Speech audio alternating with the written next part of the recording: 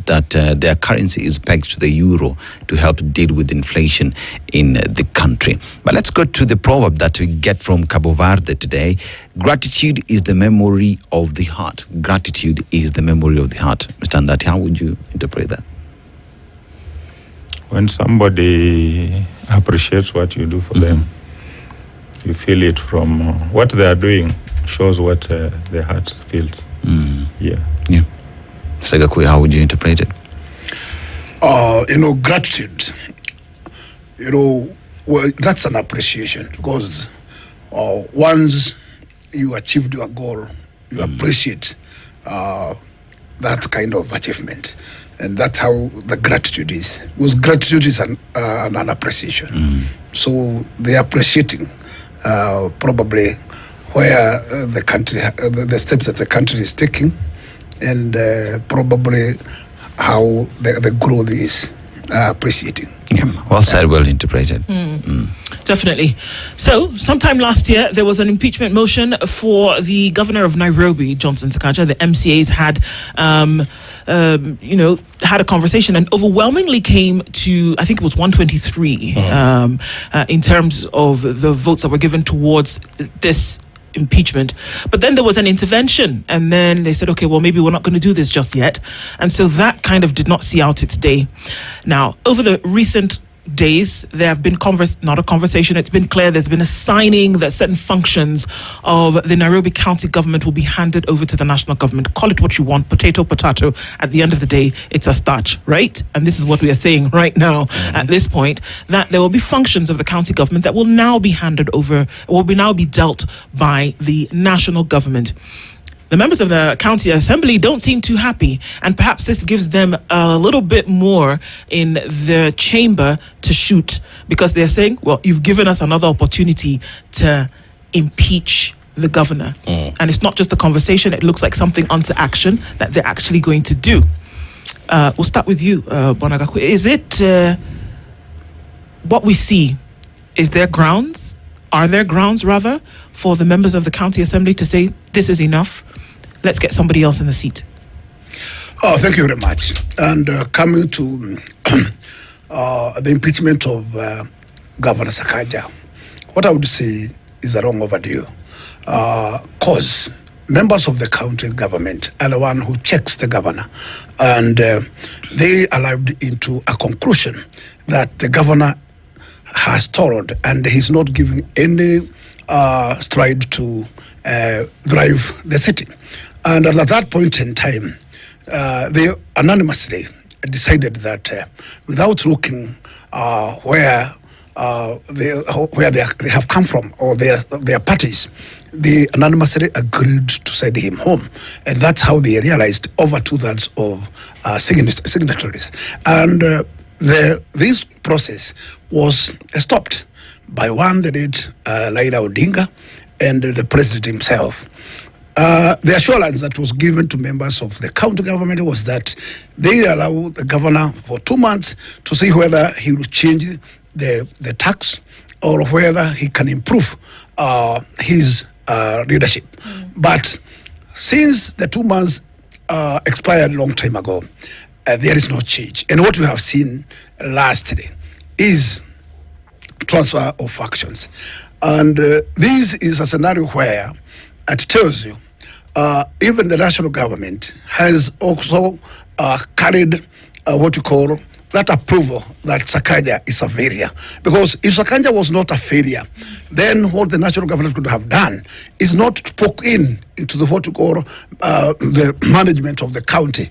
But what they could have done is to look for resources. If the answer is the county of Nairobi is underfunded, then the obvious answer is let us top up money to the county.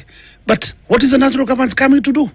It means that they want to follow their money and they want to keep watch to what they will bring to the country. That means what? They have no trust again with that particular governor. And that's the reason why they cannot put extra resources to the county government. They want to bring services directly and follow the services directly from where they stop. That tells you what? It tells you they no longer trust the leadership of the same governor. But Bwana Gakuya, as we talk about the leadership that we find ourselves today in Nairobi County, Andati, it is a question of the governor himself has chosen to let go of functions. It's not been caused by anybody. It is a conversation that he has had with the President, William Ruto, and agreed that on these issues that I'm letting go, I am unable to deliver. Because remember, during the campaign period, Sakaja went across Nairobi telling Nairobi residents, I will be able to achieve these things, I'll be able to deal with this. Today he's telling the people of Nairobi, he menishi, Nairobi high work. One then asks the question, if him himself has indicted himself that he's unable to deliver, why have him in office? Why still remain in office? You've told us you failed. I think we are missing the point. Has Sakaja ceded those functions? You know, Article 189 and Section 6 of the Urban Areas and Cities Act provides for collaboration between the two levels of government. The only issue that I think has not been done right is a process. Because before the government does what, national government does what they have done, they should have, the first step should have been the national government, before even go to public participation, the national government should have taken that issue to engage with the county government and involve the Intergovernmental Relations Committee. Because that is a constitutional body yes. which creates synergy between the national government and the county governments. That has not been done, because I've spoken to some of the commissioners and they assured me as of yesterday there had been they were not involved at all. Two, Sakaja should have taken that issue to his cabinet and discussed it. Then they should have taken it to the assembly. Then the assembly should have had an input. Then you have public participation, you know. So all those processes have not been done. But in terms of money, because my brother Gakuya is saying Nairobi's main problem is money, it's lack of money. I don't think money is the issue per se.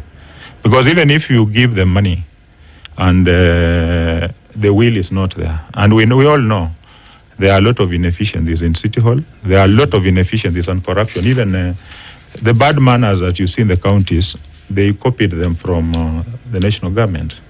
Because most of the governors you find have either been members of parliament or they have been civil servants, senior civil servants. So most of them learned those funny behaviors from the national government. And that is what they have taken to the counties. So the first step is we should have had those processes done right, which has not happened. And that is why you see people have gone to court. And the courts have given them an order to stop the process. Right. Because, just a minute. Then the question that comes to the mind, what was urgency? What is hurry? It tells you there are cartels on both sides of the end. Because the same day they are signing the agreement, there is already a contract which has been signed that the garbage collection has already been given to a Ghanaian farm. When were the tenders advertised? In which papers? Now. The same day, just a minute, the same day they were doing, after the signing, the president, you saw the president somewhere in Lakisama. Yes. And then they showed us some clips where they are already been doing trenches for sewage. So when was the tender for those projects given? Who participated in all those things? Good question. And then even the 80 billion, when was it budgeted for? And how was it arrived at? So, you know, there are a lot of gray areas. So you see cartels on the national government, and there are also cartels in the county government. But so the push and pull is not, it has nothing to do with improving service delivery per se. Before you even get to the resources, because I feel like sometimes these conversations get lost. When we start the conversation of resources. Because when we talk about money is enough, is not enough, mismanagement and all that. Constitutionally speaking, what would warrant such a cooperation between a national government and any county government? What would warrant a situation like the one we are having now, where a governor says, I have to cede some of these functions? He has not ceded. That needs to come out. You know Article Section 6 of the Urban Areas Urban Areas and Cities Act. It is very clear on what can be done. You know, Nairobi is a capital city of this country. It is. And when you look at the resources, you know, the demands and the people who live in Nairobi are more than in any other country. 60% of the wealth of this country, this county. 60% of the wealth of this country is generated in Nairobi. So you have there are about 5 million people who live here permanently, but you also have another 3-4 million people who come to Nairobi and go on every day. Then all our transactions are somehow connected to Nairobi. Then you have the UN here, you have the national government, you have the capital city. So all these things are done here. So you have Nairobi as a capital city, you have Nairobi as a seat of government, and then you have Nairobi as the commercial headquarters. So all these demands are in Nairobi. So when you look at what the county has, the ability to perform the functions, if you are giving them resources the way we are giving to the other counties, then that is not enough. But their own source revenue is higher. You know, that's the conversation we need to have. Much as we have all these economic activities happening in the capital city, which I agree is more, their own source revenue is way higher than any other county. Granted, but the question remains, what warrants such a cooperation? Because remember, we had Governor Sonko. The same happened, NMS came, took over, and then we know how that played out. Now we have Governor Sakaja. My question is very simple. Why are they not going to any other county other than Nairobi being the capital city? Is it because of the incompetence of the governor? That is one of the issues. You know, when Sakaja was campaigning, yes, the Nairobians saw a young man who looked like he was very sharp. He dressed very well, look young. They were saying madimples. Then, you know, in Nairobi they have what they say, wale wa kukam na wale wa hapa. I don't know whether Gakuya ni among the Nairobians or those who came, you know. There are those of us who were born in the rural areas, then you came in. Yes. So the Nairobians saw one of their own who had been brought up here. And he was talking so well. But, you know, people thought this young man is senator, he's been a member of parliament, he speaks so well. So they thought now, and he gave very lofty promises. So the expectations were very high up there. So people thought that this one now we have it. Because having come from the Songo Dibako, because Songo was completely unstructured. But you know, the alarm bells would have been raised the moment there were issues about his academic papers.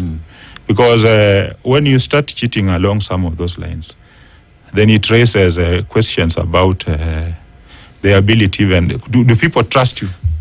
So, but you know, Kenyans were voting with emotions. Okay. Mheshimiwa Gakuya was among those in UDA who are selling that candidate. Mr. Gakuya, so you have aspirations to be a governor, also have had, of Nairobi. And I know you've been a councillor, you've been, when you will see wale wa kukam, when you wale wa hapa, you've been in this GG of Nairobi for a number of years. You understand the city, you know the layout of the city. Would we be not as Kenyans to understand and assume that the problem we have is not that Nairobi County is big, it's not that we have a lot of economic activities happening. It is that we have elected governors who do not understand how to manage a county. If you put it that plainly, would we be correct? First and foremost, let me say, the resources that domestically generated by Nairobi County ought to have been clearing of what we can call the current expenditures. And if you can sort yourself with what you generate, then whatever you get from the as a shared revenue from the national government, then that money ought to have always going to projects. And I think if that can be put into prudent use of resources, that can clear any single doubt that Nairobi can thrill. But failure to separate recurrent expenditure and projects and mixing them in one basket can completely ruin your career leadership. And I think, one, there are various areas that Nairobi ought to have already ceased from. And one is solid waste management.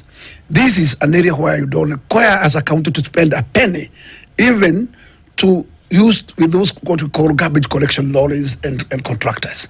You need to outright to move to a partnership with an investor, bring in what we call a recycling plant, and then start generating money out of that. That investor, we should copy what we call this modern technology, and cease completely from the current type of solid waste that we are doing today. Because what we are doing is just doing heaps of garbage, and we are removing garbage from where it is generated and dumping them to the doorsteps of other Nairobians. In your ward. Which is very wrong indeed. Dandora.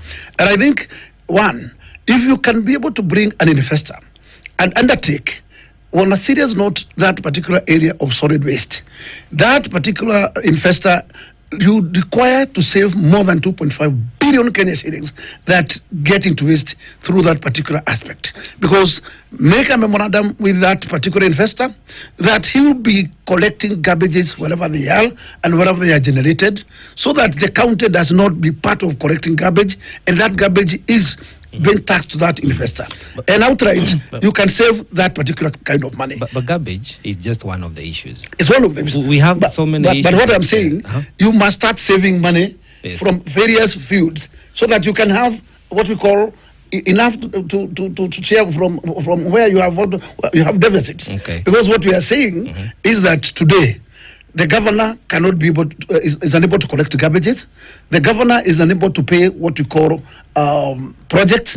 And you happen to find that after release of tenders and contractors moving to the site, then you have you have no money to pay even the first certificates. Is that the case though? I'm sorry, but I, whether it's garbage, whether it's provision of water, whether it is management of processes, it's not the brick and mortar that we are looking at. It is very clear that there is a leadership problem, there is a corruption issue, and there is a mismanagement problem. We can talk about the garbage, which, yes, we can. We can talk about the fact that taps aren't open and water doesn't come out. We can talk about the fact that the city stinks and that there's no order. We can talk about that. But then we have to look at the corruption issue. When we talk about cartels, what is that? That's corruption personified. When we talk about the fact that in Dandora, I was shocked to hear that tourists come to take pictures of the walls of garbage as though it was an artist piece.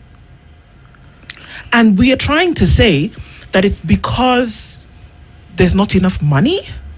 No. There's a corruption issue that we don't want to have a conversation about. There's a leadership issue that we do not want to address. There are very many countries, and I want to come to the point that Andati made, and maybe we can talk about this, that this issue of Nairobi having the twin responsibility of being the commercial and administrative capital is really heavy in terms of responsibility. Tanzania separated Dar es Salaam and Dodoma. We see the same thing in Namibia. We see the same thing in South Africa with Johannesburg and Pretoria. We see the same thing in Nigeria with Lagos and Abuja. We see the same thing in the United States with Washington and New York or Los Angeles. Washington, D.C., that is. So this conversation is like what we're talking about data before. You know this problem exists, but we're just going to keep trying to pile on it and hope that a miracle will happen at some point. What happens with leadership? And are we comfortable enough? Because I can bet you these things that we're talking about, if we don't have the leadership sorted out, even this garbage with the national government will not be sorted out in 1 year. Even this thing that we're talking about, street lights, they want to spend 3.7 billion. We will not see street lights all over Nairobi in the next 1.5 years if we don't sort out the corruption and leadership issue. What did Ndati tell us? There's already a Ghanaian, was it you? There's already a Ghanaian firm, even before it went to public participation. Somebody is already handling the contract for collecting garbage. So what does that tell you? If we had proper processes, we wouldn't have piles high of garbage in Dandora. We wouldn't. We would have the city lit. We would not have hawkers strewing things all over. We wouldn't have that. So are we ready to deal with the leadership and corruption issue? And I think that's the crux of the matter. In fact, I totally agree with you. and I would stand to say that that leadership, we have a problem there. But in terms of executing duties that a governor is entitled to, currently, and the current structure of the county government is that the governor is a CEO. I think when we were in the de facto local authority, we were not getting enough from the government. We were getting very minimal. But still the council was working. And things were going. Things were working. It's unfortunate that today we are getting a lot from the national government share, and still we are deemed to operationalize the city. And I think what I would say here is that there is a problem in that area of governance, and I cannot be able to say the weakness of the CEOs that actually already has been in that particular position, because neither of them, because we started with the Kidelo. Kidelo had a contract with the Germany partner who never materialized to that particular sector of solid waste. Also, Exxonco had procured for another investor who never materialized to undertake that particular aspect. And what I can tell you, there is a lot of corruption going on there, and that particular sector has a lot that people earn from free, because you have a way bridge in Dandora. A way bridge, we can give you 100 tons a day, when your vehicle has only delivered 10 tons, and it is multiplied, and at the end of the day, you get paid that particular money for free. There you have what you call equipment like excavators, who are there daily, paid 8 good hours, doing zero. That is a lot of corruption going up there, and without sealing those loopholes, then that's money going to waste. And that's what I am saying, that in fact the leadership must trickle from the top, and that whip must be from the top. But if the top is compromised by those garbage collectors or by those surrounding, then the obvious is that you cannot allow a new investor to come where will be not milking. I mean, one would then actually look at the systemic problems that Nairobi has had for a very long time.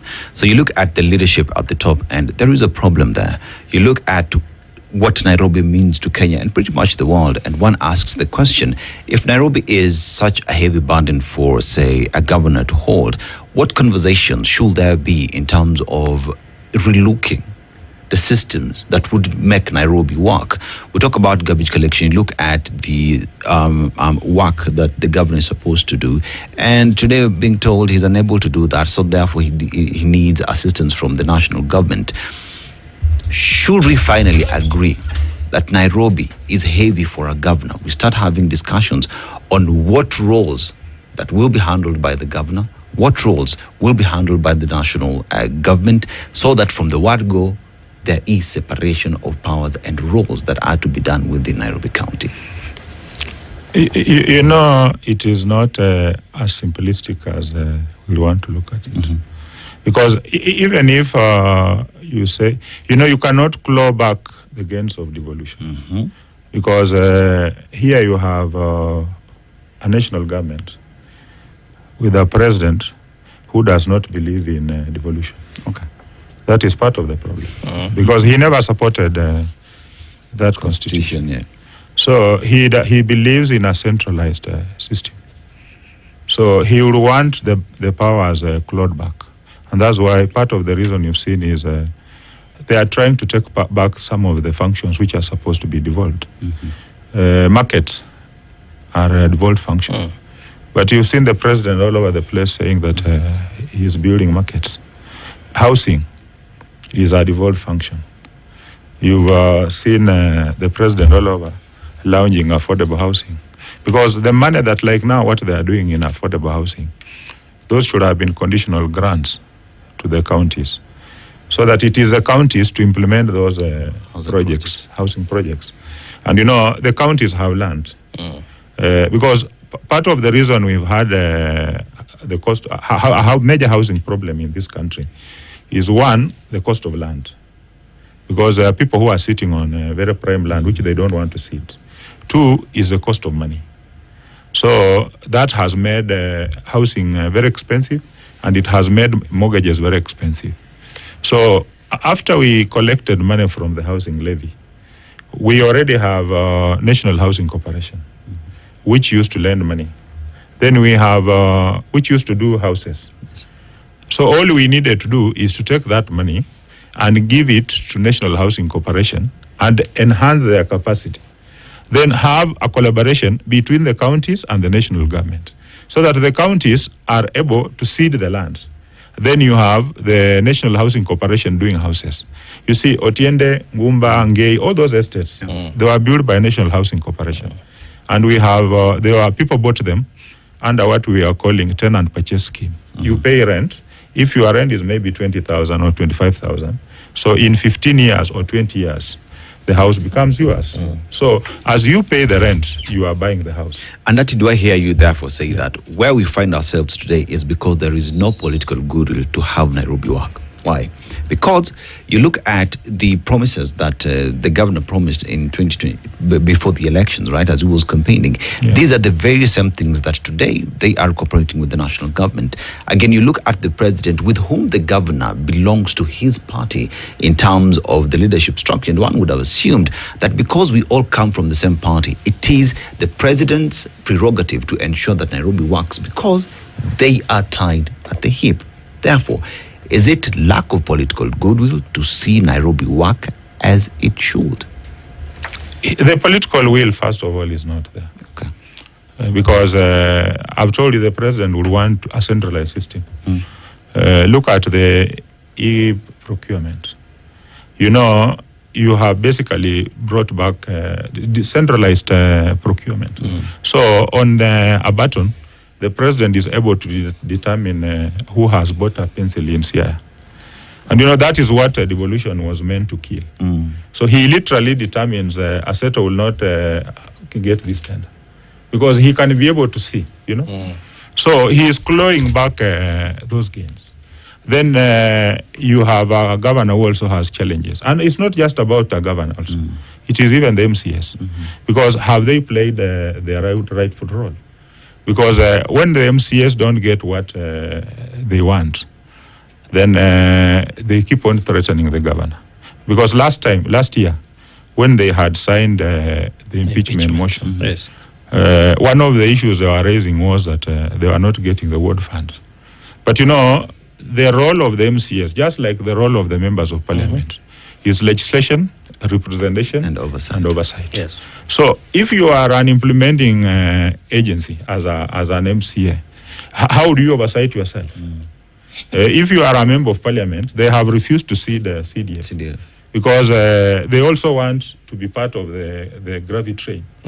Because the MPs should clearly leave the issue of CDF. But they have refused to let go. So you have MCAs here who don't really know what their roles are. The claims last time were about, there's a lady called Lydia Maithia. I think she's a chief officer of housing. They wanted her removed from housing because they said she was evicting people from those county houses. So eventually she was removed.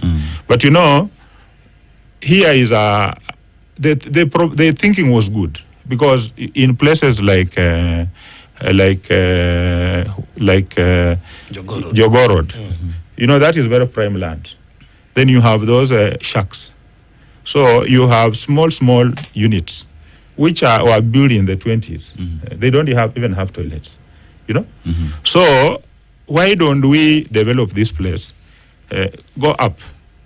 In Kilimani, most of those places used to be 1 acre. So you had the guys who are living there. You know, Kilimani, Kileleshwa, and Lavington were basically government houses for senior civil servants. So most of them were on 1 acre, and they were occupied by one family.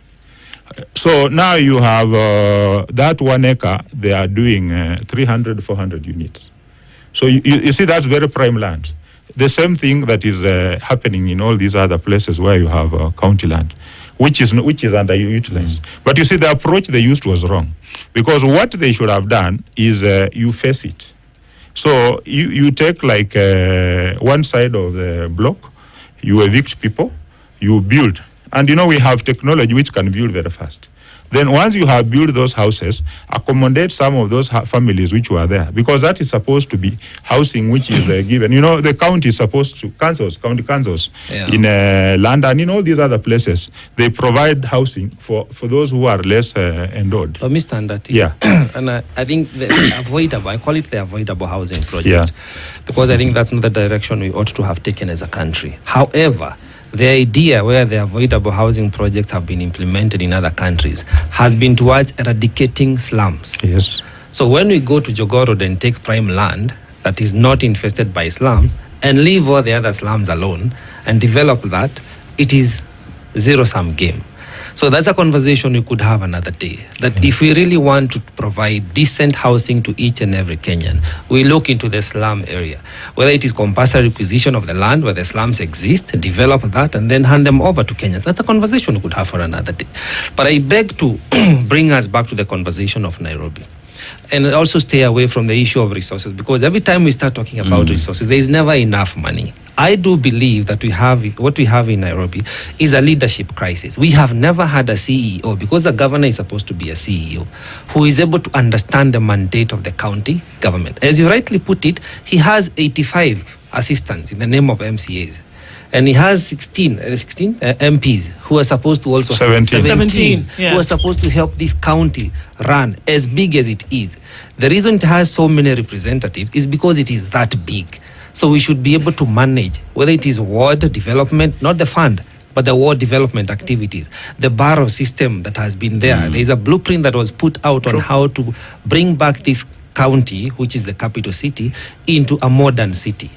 But we keep going around. We want to blame the president. The president has failed. No one disputes about the failures of the president. But as we speak about the governor of Nairobi, should he be impeached on one basis, that he has failed to do the work that he was supposed to do for the Nairobians?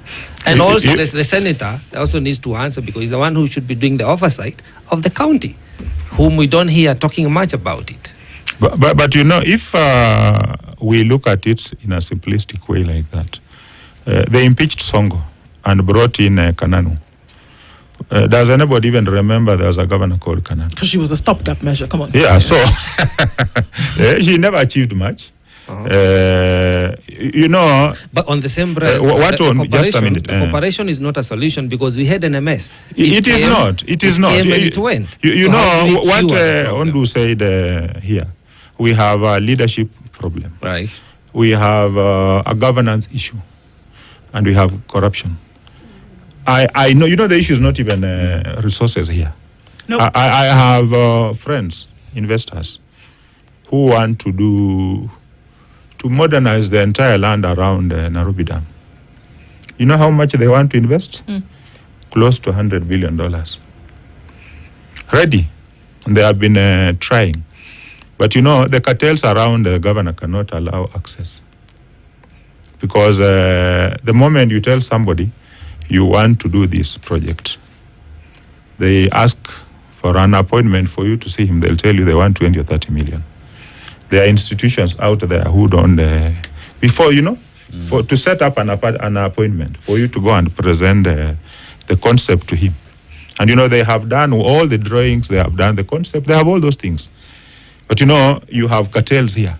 The moment you share the concept, they tell you, before I facilitate you, they'll come for the first meeting. The next one, they want you to give them money. Okay, I want to understand. That is, yeah. And maybe Gakuya can help. These cartels, we talk about these cartels like there's some foreign body that exists on another planet. Are they human beings, these cartels? They're people. You see them every day? In fact, the answer is cartels are human beings. They're human beings, okay. And, do they work for the county government? Some of them, or do they for the county and for the national government? What I can tell you is that a governor is capable of making sure that cartels are being sliced to the bottom. Sorry, before we get to what they can do about them, I want to understand their makeup, because we hear them all the time. We've heard about cartels. Cartels are outsiders operating with insiders. Okay, so we've heard about cartels in the Ministry of Health. We've heard about cartels in the Ministry of Education. We've heard about cartels in the garbage section of the city county of Nairobi. We've heard about cartels along the line. I mean, take your pick. Everything, there's a cartel. So I'm starting to wonder if they're like the ghost workers that they found in the Ministry of Education. But you've confirmed so far that they are people, number one.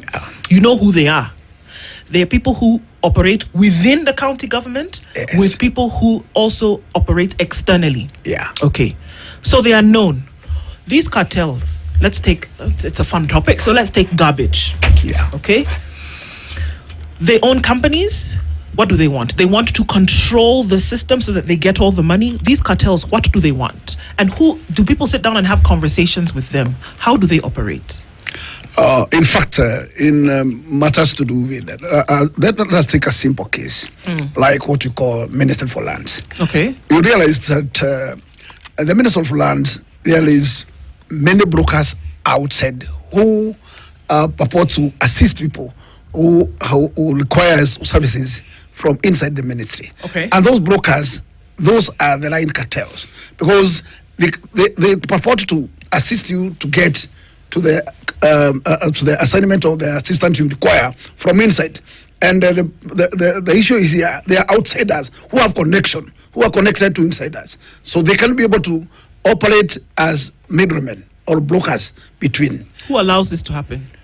It's the systems. Okay. Yeah, if the system want to clear them, it will clear them off. And what you need to do is to know who and who within your organization is part of this cartel.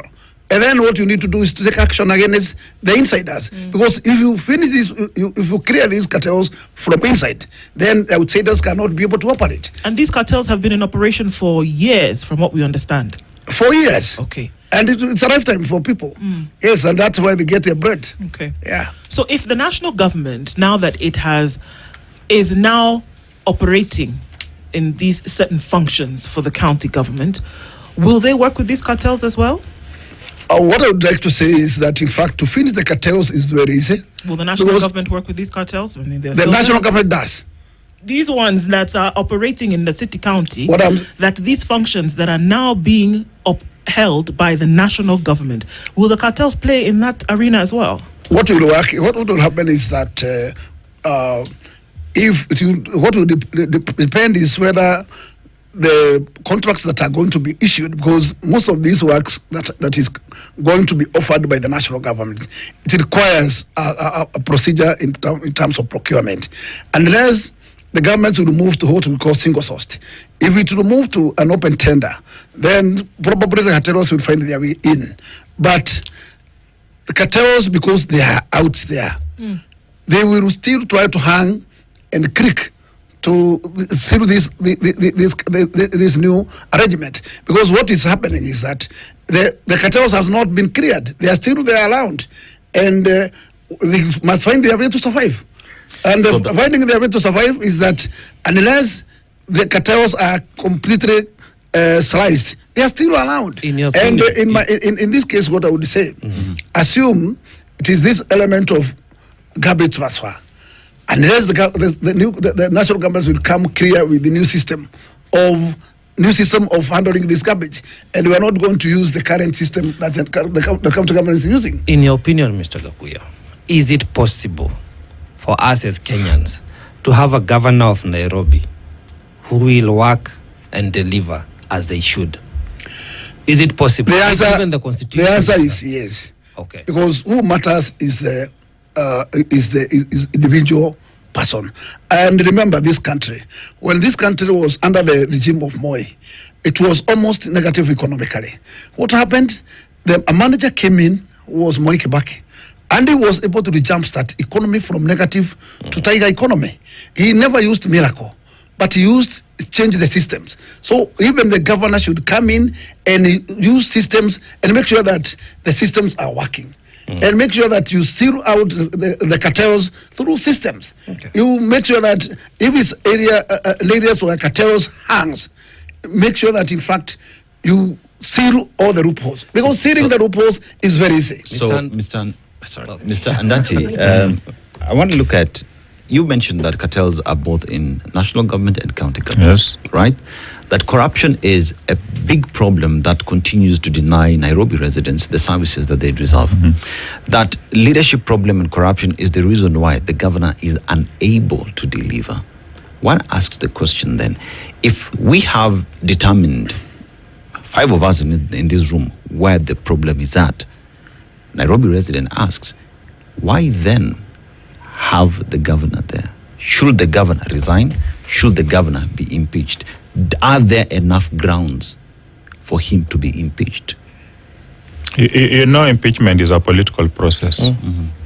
So if you want to impeach him, you will always get reasons to do it. But the question here is, the same MCS will sign those signatures. After a while, you hear they have been called to State House, others will go to Karen. Then we know what normally happens. Somebody gets whatever they want. Some of them are complaining they want the CEC, the Chief Officer of Finance, I think he's called Asha, removed. So why do they want her to removed? Because maybe they have payments they want done which are not being done. So, you know, they also have vested interests. Now, if you get the MCS to impeach him, you know, the Senate has to confirm the impeachment.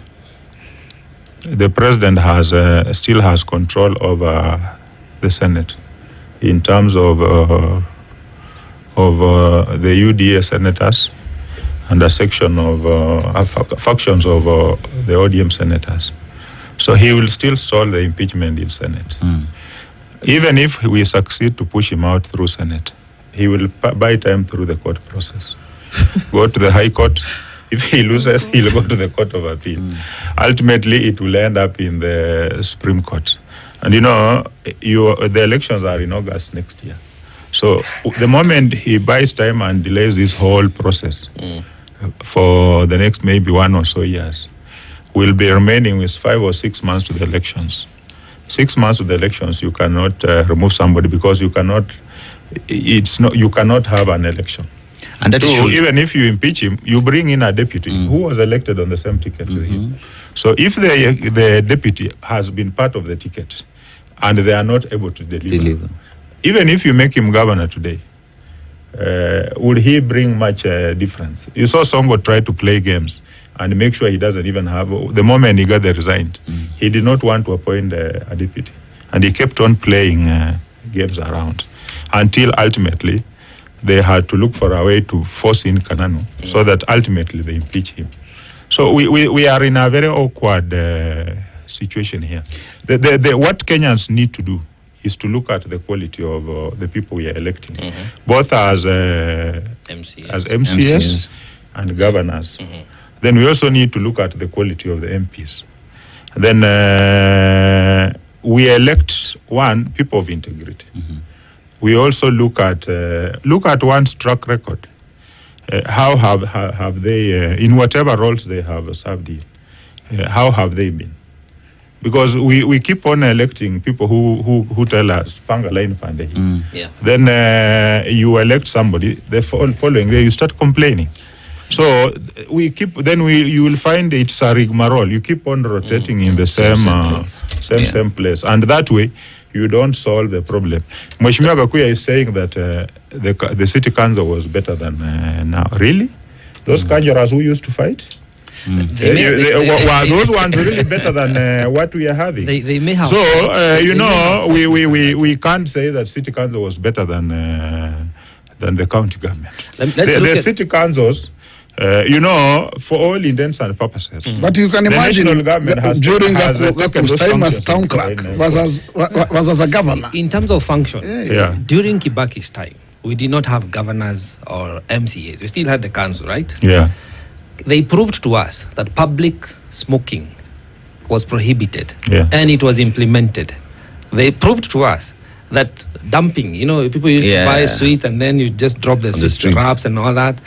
that was prohibited, and it was implemented. They proved to us that was done by Philip Kisia. Fine. Philip Kisia was the town clerk, the administration, you know, and Kisia had come in under. Let's get the question out. But that was a city council. Exactly. Yeah. The same thing, they proved to us that matatus can be organized into circles, and there was order. There was no overloading. So it is about the system. Let's not go to the personalities or the resources. The councils, they may have worked better, but now we have a modern system that is even much better in terms of a system. The failure is in the people that we have. And even I beg to ask, where should the senator be held accountable? Because he's the oversighting authority over any county. When a governor is being impeached and the senator of any county has not been vocal about the lapses, why do we hold brief for them? I think as a country we need to agree that for once, as you rightly put it, if you do not have the right MCA in office, MP in office, Senate in office, governor in office, and a president in office, we are going to continue stinking in the garbage. Today, you go to Riverside, you'll find raw sewage being directed into a river. The president knows it, the governor knows it, the city councils knows it, everybody knows it, but nothing is being done about it. But here we are trying to say that it is because you don't have enough money, that is why Sakaja is not performing. In my opinion, I think the governor has failed. Do we therefore agree that where we find ourselves and the cooperation that exists between the county government of Nairobi and the national government, there is nothing that will happen, nothing will change for the people of Nairobi? I pose that to both of you. It is about those tenders, because you saw the document is very clear. They are allocating streetlights 3.2 billion. They already know who is going to be given that tender. The question is, how are those figures arrived at? Because if the county executive never sat, because ordinarily I told you there should have been public participation, then it should have gone to the executive. The executive should have sat down and they should have been the ones who would have come up with those figures. They didn't. Because from what we are hearing from City Hall, you talk to the CECs and the chief officers. They never participated in coming up with a document. So it tells you somebody in the national government sat down and realized that we can also make some quick money here. But perhaps so they sit and work out, Perhaps the members of parliament, maybe Mr. Gakuya could tell us. They looked into the supplementary budget and they were able to raise the 80 billion for the Nairobi County. And they had no money to pay for grade 10. And we are selling Safaricom at 200 billion. Yes, to be able to build. Yet we have 80 billion. Mr. Even the Kenya pipeline. National Assembly today. Did they approve that in the budget, the 80 billion? What's your take on this? In fact, the big question is the money which is flowing from the national government is not a money that is factored in any supplementary budget. And if that will be, it's probably, that money might be invoked from what we call Article 101, where the minister can be able to use a particular amount of money and then make some justification thereafter.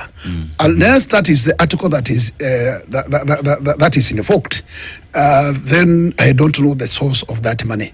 And my big question is not even where the money is coming from. My big question is how this money is going to be used, because the signs and indicators are that the government has already took a stand, and they are already single-sourced contractors. Then the other question is, around this particular partnership, there is none, either the national government nor the county, who will be able to oversight, because it's a mixed kind of resources, where the county cannot oversight the national government, and where the national government cannot oversight the county. So it means there's a lacuna there, where things will happen haphazardly on the manner that somebody is willing to swindle. And that's a serious window to swindle money. And that's the biggest question. Okay. Who will be supervising? Who will be oversighting? Because these are public resources, and whether the national government is releasing this money, it's money going to be executed without an oversight. Let's take a break at this point. I'd like us to come back and continue this conversation after 8 o'clock, because we need to go into systemic issues that we're not addressing in terms of Nairobi, because at this point, it seems as though it doesn't matter who the leader is going to be. If you're not sorting out the systemic issues, we're going to continue having this problem. We'll talk when we come back after 8 o'clock. Good morning. The latest news from around the world. 94.4 Spice FM. This is the Situation Room. So, Dennis, we know you have a good friend in Tanzania. She's done some... Okay, I've just assumed that it's a she. Okay. Whichever the case, I have a friend in Tanzania. Right, okay, we can go with that. But Who is a she? Who is a she? We can fill in the blanks. Yeah. Now, our friends at Sendwave are going to be able to make it possible for you to appreciate your friend. Okay? Let me just give you an example, right? Okay. So I remember after my training in Tanzania, right? So come back to Nairobi, then the issue in Tanzania happens, and she needed assistance. So yes, it's a she. Okay. Hi, Halima. So here's a situation where she needed assistance because she wasn't able to go to work because of the fracas that happened after the election. So what do you do? How do you send money to Tanzania? Because remember, M-Pesa does not work well. So then here comes an opportunity where you have Sendwave, and Sendwave tells you that you open the wallet. It's an all-in-one wallet. So you open the wallet and you're able to send her money in dollars. Voila. So I just loaded my in my account and I send it to her in dollars. So she has two options: either to save that money or to use it immediately. But remember, when she gets it in dollars. When she's done loading it or she is withdrawing the same, it now converts to the local currency. Okay. Tamu. Okay, indeed. And then, of course, you rack up your points in that way. But let me tell you that Sendwave, it's an all-in-one wallet inside the Sendwave app. So what do you need to do? You can actually download this app. And what does it allow you to do as well? You can hold money in digital dollars, and they're pegged one-to-one to the US dollar. So you don't have to think that there's any games going on there. You can send money instantly once you have the app. You can send wallet to wallet for free. No fees. And you can convert and withdraw in local currency, or you can actually just keep it in dollars. So how does it work? You download the Sendwave app, you open your Sendwave wallet, you add money, send to another Sendwave wallet, and they receive the money instantly. It's like magic, except in this case, we're calling it Sendwave. Let me tell you, you bridge that gap through Sendwave. There you go. Literally. So those things that you're trying to do, Sendwave can do it for you. We can keep telling you how you can go about that, but if you need to have somebody in your pocket, it's definitely Sendwave. True. All right. We continue our conversations with two gentlemen in the studio today, even as we talk about Nairobi. This promo that played just before we came in, where the Member of Parliament for Suba North was talking about if you have political goodwill at the top, or rather, if you don't have political goodwill at the top, you can continue changing leaders, you can continue doing one thing, but it will never change. And I think is that what we're talking about right now? That you cannot have a city or an administration like Nairobi, which is not just the capital of the country. We're talking about an East African hub for United Nations. We're talking about several international organizations who set up shop here. We're talking about a city that's the benchmark for the region. We're talking about the city that when members of economic cycles, they come to Nairobi, they're having these conversations here, that never does it happen where somebody looks towards East Africa and Nairobi's not taken into consideration. That's how serious we're talking about. So you can imagine that we are playing that kind of profile against whether somebody somewhere is trying to meet his or her own bottom line of 200,000 shillings every Friday. That's what we've reduced it to. So the question is, how do we fix the system? Do we do a Jerry Rawlings and get rid of everybody who is operating? Because you cannot also tell me that these cartels, you can't get rid of them. It's so entrenched, it's so compacted like that garbage in Dandora, and we can't actually do something about it. We can't get rid of our cartels. It sounds, again, and I'm going to go back to it until I sound like a broken record, it sounds like a leadership problem to me. Oh, thank you very much. What I would say is that in what we call the national government, the whip must be cracked from the top. And when the head of states, because that is where the buck stopped, is ready to fight corruption, he has give what you call goodwill. And that goodwill will trickle down. And if he means the job, I am telling you, there is nowhere that you find even a traffic officer looking for 50 bob. That will cease completely. I remember during Kibaki, even the public bought the goodwill, and they started cracking even that cartel of police. It's only that when then they realized that the big cartel from the top have still come back, and then that's how that particular zero tolerance battle came to cripple.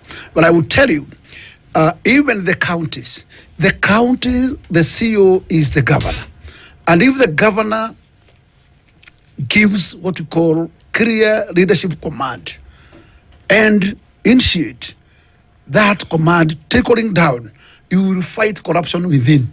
And if you fight corruption within, you will completely cease to have the external one, because the external one survives because of the inside ones. And if you clear, and how do you clear them? You must know what are the behavior, what are the conduct of those senior officers, because there is no single junior officer who will be able to create a particular deal without involving a senior officer. And therefore, you must know their character. And there is a way to know that. And there is a way to filter. Then you should filter, make sure that you clear those senior officers, going down. And then you must be having a routine check all through. And you must make sure that the systems are working. Make sure that if it is payment processes, you don't entertain rubbish of having invoices which will take around of a month without even seeing the light of the day. Make sure that you have a system where invoice is being tabled here. Nobody will follow it. It will go systematically and find itself to the within a week or 3 days. That is a clear check finding itself to the bank, and that's a way to clear cartel. But if you think that you still remain with the current cartel, if an invoice is taken here, it cannot move from that table until somebody gives kitu kidogo. Then it went to get to the other table. Until you put kitu kidogo, it cannot move from there. And this is what you must clear from inside. And if you clear that cartel and have a clear system that works, I am telling you, you will fight corruption in a normal way. And if you crack it, everybody will cease. Let me pose a question to both of you. Recently, we had a case somewhere in Eastleigh. A building collapsed. Lives were lost. During the investigation, it turned out that the county government had suspended construction of that building. But the governor himself comes out and says, we actually had stalled the construction of this building, but they continued. The CS Housing comes out and she says, we are going to hold people accountable. In my thinking, the first person who is responsible for ensuring that safe construction is happening is the governor with all his instruments. And if the governor can come out and say, I failed to stop this illegal construction, constitutionally speaking, what is he telling Kenyans? If the CS can come and try to protect and try to, witch hunt, looking for the contractor or somebody else who may have committed another offense, as if the approval of that illegal building was not illegal enough, then where do Kenyans go? Above that, just go here to Wilson Airport. The landing airways, there has been approval of high-rise buildings that are already obstructing the landing of our aircraft. So we can pick in a sector that we want to. But the question I want to ask is that then what do Kenyans do? Because we are supposed to be led by a constitution. We can keep talking about institutions and systems and resources. But once we have a law that ought to be upheld by anybody who is in office and they don't do it, what should Kenyans do? We continue losing lives. Today, MP Gakuya's constituency is reeking of sewage and garbage. And he's so close to the dumping site. But if you go to Westlands, it's super clean. So there is selective application of this law. What do Kenyans do And all these are residents of Nairobi. So we can pick any corner that we want. And you realize that the county government of Nairobi has failed to deliver. What should we do as a people? It's still coming to what we said and what Millie said, Honorable Mabang. You see, Rwanda is a very small country. And those who have been there, you can see the levels of cleanliness and order. Even the border borders, you see, they follow the rules. Here, the border borders just make funny turns. You know? Nobody wants to do anything. And a small issue, the border guys either lynch you or they ban your vehicle. There is order in Rwanda, you know. If you want to take an investor in Rwanda, it just takes one phone call. Somebody will put you through the minister, you meet, you do a presentation. If they see sense in what you are saying, within hours, you will access the president and do your presentation. And they'll give you land to do what you want. Here, it's very difficult because of what he has said, cartels. And it starts from the top. You've just talked about the collapsed building. It's not just Eastleigh. Even, remember the other one in South Sea? Up to now, have you had anybody who was taken to court? No, even after they promised us that by the very next week, somebody would have been. Oh, they would have. The guys in charge of housing are still investigating. The governor now doesn't even talk about it. And he never even took political responsibility. Did he go to the site? I doubt. I think I saw him. They tell you that they were not able to stop the construction. Really? You know how rough the county guys can be. If you park your car in one of these places and you don't for pay, 3 minutes, they will come there before you know it, it will have been clamped. And while you are still arguing with them, they will have ferried it. Yes.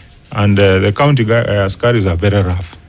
So if there was a problem and they realized the contractor was having was a problem, why didn't they involve the police? Because the county can work. The governor, if he called any of these, even the IG, and sought help that there's a problem with some fella is trying to be rude, they would have stopped the construction. They even have a city court. Yes. You know? Yes. Purposely created for the county, where they will easily go get orders and stop that construction. Did all that happen? Nothing. So that tells you there's a lot of lethargy. They are not ready to enforce. There was no will to enforce those orders. There was no will to do what they were supposed to do. So the efficiency issue, you will not even talk about efficiency when fellas are incompetent from the word go. You know. So and they will, because do they have the will to enforce those regulations and the laws?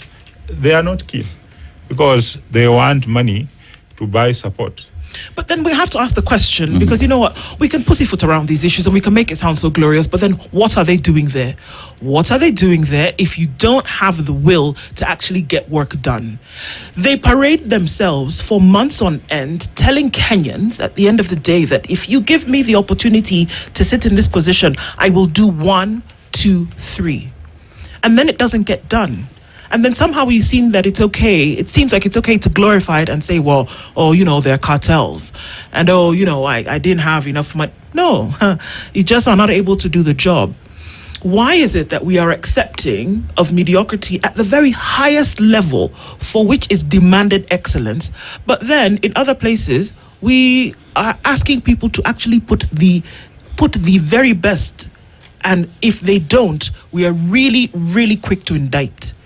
At the highest level, when for livelihoods and the protection of lives of Kenyans, where it is required that not just your goodwill, but your competence and your excellence is delivered at that very highest level, we don't. And it seems to be okay because we say, okay, well, they're politicians. No.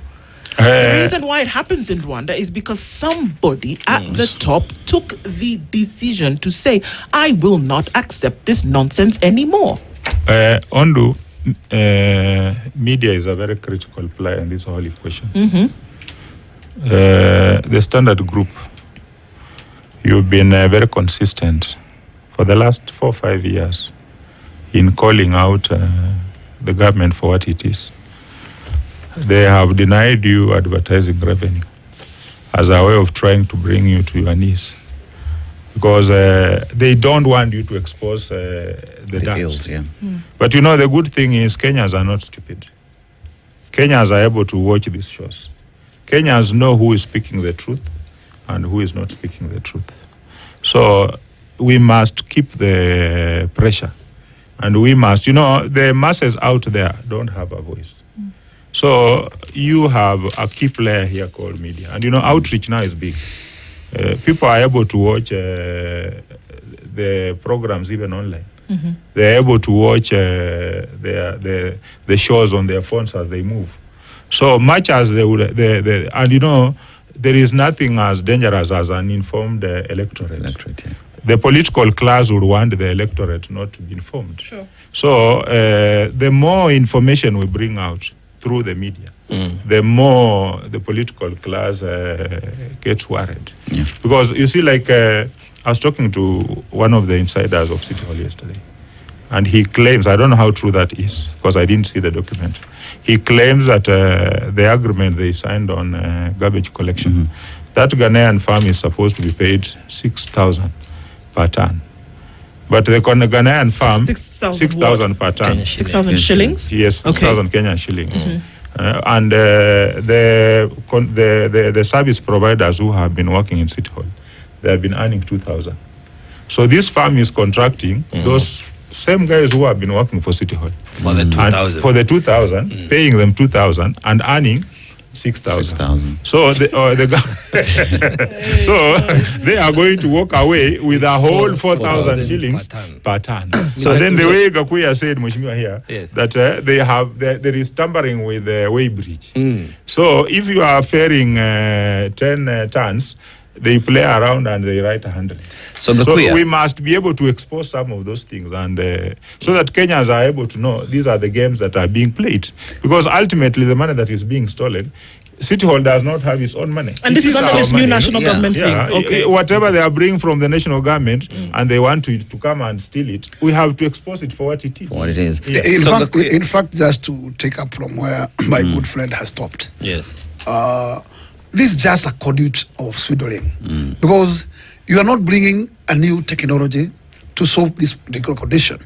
And I'm telling you, the cure to solid waste is to bring a partner who will recycle this, and we will be able to off-burden you completely, because allow him to collect garbages from wherever they are generated and take them to his recycling plant. And that way, you will not be costing any single penny from taxpayers. This way, this process of bringing a Ghanaian in is just another route to swindle, because the money will be getting its way out through that particular company. And let me tell you, if you pay 6,000 per ton, tell me that lorry approximate carries 25 tons, then tells you that a single lorry one day or one trip will be in an excess of almost 100,000. So where is 125,000? So 150. Yes, 150, yeah, 150. Are you really assisting this county? You are just completely crippling it. Yes. So let me ask you. That's where we're heading. Let me ask Mr. And I think we are not making any. And I'm telling you, that's why the national government is rushing so that it can have windows and to swindle and nothing else. It is not coming to cure the city. No. It has a way of finding out how to wash money. Allow me to ask Mr. Gakuya. Myself and my colleagues, we can talk about these issues as we see them. We can highlight the problem as we understand it. But you're a sitting MP for Nairobi. And an aspiring governor. And an aspiring governor for that. Some of your colleagues, sitting MPs, have come out and said they are okay with that arrangement. Yes, yes. What are you going to do? First and foremost, let us agree. When you put a case on the table, and even when you take this matter to the floor of the House, at the end of the day, the floor of the House will click what you call a vote, and it's very possible the possibility that if there is a particular direction that the majority want to go. Because you know how the votes have been taken in the floor house. You still find that that particular issue is going to be voted against. But are you going to try and take the motion? Even if he takes the motion, now they'll tell you the matter is in court. Yeah, but so they will use that as an excuse. But being a sitting MP, he has powers that you and I don't have. Yes. I'm just trying to understand. In fact, I have two ways to deal with this. One is to seek for a clarity. That clarity, you can sort it. But the problem here is that from who? Because unless you seek it from the treasury, because this money now, which is now coming direct from the government, is not under the environment ministry. The government is not coming clear to state who is in charge. Is it the environment? Because it's now a number of services that are clogged together. You should seek the statement from the Prime Cabinet Secretary. He's the one who signed. He's the one who signed the agreement, because it cuts across ministries. And this should be a public document. That is it. That we can. Even the guy has gone to court, but you can also do a petition. Yes. As a member of parliament, do a petition, and we have the CS. To come out and tell Kenyans what exactly, how did they arrive at these figures?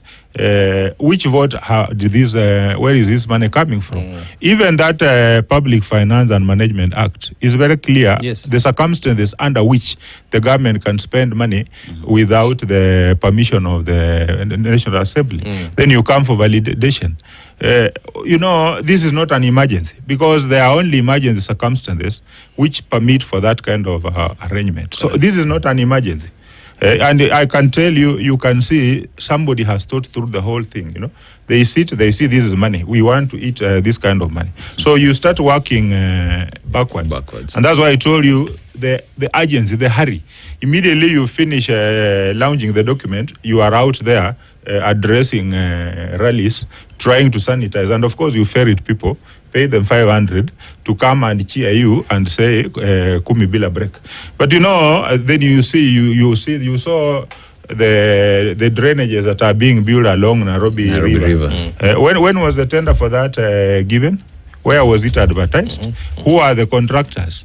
Those are now some of the questions I expect Mheshimiwa in fact, and their team to raise on behalf of Kenyans, because you have a platform which me and Ondu and our brothers here don't have. That one we will, that one I will. But also the big other question is that in this particular area of e-procurement, the same national government is the one insisting for this particular cycle of e-procurement. But our single story is that what we are seeing is single sourcing. Then the big question is, how skewed is this particular procedure of e-procurement? Is it that the national government has a window for itself that it will be exercising what we call single sourcing, but the others are closed to that particular window? It is long, and I would say, to my view, is that the national government, as much as it is coming to undertake, it is not with what we call a clear goodwill. This is a route to Sweden. But even when you are doing the collaboration, there's supposed to be a committee formed by the national government and the county government. So that it is that committee now which is supposed to be doing oversight and the implementation. We've so far not been told there is any committee. So we need quite, and now the document says that they will do public participation within 14 days. You don't do public participation when you have already signed the document. When you are already implementing. And then you see, they evicted people along Nairobi River. Most of those people have not been compensated. There were even lives which were lost. You remember in Dandora, in Mathare, even in Mukuru the other day. There is even a woman whose son, I think a son or a daughter, those caterpillars cut off the head. You remember? Some kissy mama. All those issues, nobody now talks about them. So now we can understand why they were doing what they were doing. But you see, when you are building sewage along the Nairobi River, Has anybody done any feasibility study? Has anybody looked along through those issues? Because they are saying they want to get the sewage away from the river. But you see, the sewage, once you do the structure, and it's sealed. So the people who are pouring sewage in the river, they will still continue pouring the sewage, because the slum areas and whatever don't have the necessary facilities. Systems. There are no systems. Them to now, do the even thing. in Kilimani, Kileleshwa, and all the other places, they are approving 300, 400 units on one acre. You know, but you see, those houses were meant for one family. So nobody has expanded the sewerage system. Nobody has expanded the water system. Nobody has expanded the roads. Now, if you go to Kindaruma, you know, the jam starts all the way. Move around Kilimani, move around Kileleshwa, even Dennis Prit. In the evening, I pass there in the morning and in the evening. There is jam all the way. Now, State House is supposed to be very secure. But you know, in the process of the jam, you are even risking the security of the president, you know. But you see, He's here not is there. even if he's not there. so all these things, you know, we have nobody's thinking through them, you know. Right. But guys, so we need the people who are in that in those organizations. We must think bigger than this. And that's why it still comes back to... So what's the solution then? The solution is we elect people of integrity. And people, you know, they say in the Luo communities, they say a fish starts rotting from the head. Yes. So if the head is rotten, it will naturally rot. So if we fix the head, then the rest of the things will be fixed. Will come into place. Yes. And, you know, these are conversations that we must continue to have. The people of Nairobi should have had a say.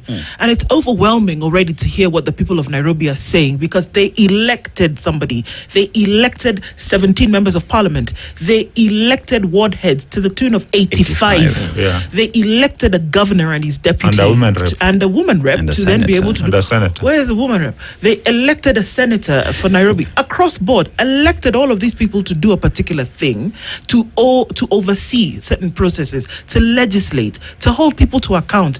And if we're saying at the end of it, because look, by the time these core functions are being given to the national government, say, please do this for me for the meantime, by the time that is happening, you have basically said, I have failed. You can color it whatever you want to color it, but you have basically said, I have failed. Now, if I have failed in my position, my boss is asking me, why do we have you?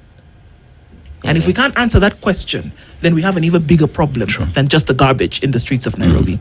Gentlemen, thank you for being here with us in this conversation. But these are things that we have to take on. We have to be very honest about the conversations that we have, because it contributes and lends to leadership. It leads to governance and how the people of Kenya will continue to progress towards development and alongside other things that the Constitution asks for. Thank you for being here with us this morning. Our conversations continue. It's now 25 minutes to 9 o'clock. Gentlemen, thank you for being here with us this morning. Our conversations continue after this. Don't go away. This is the Situation Room, the only way to start your day. In a world drowning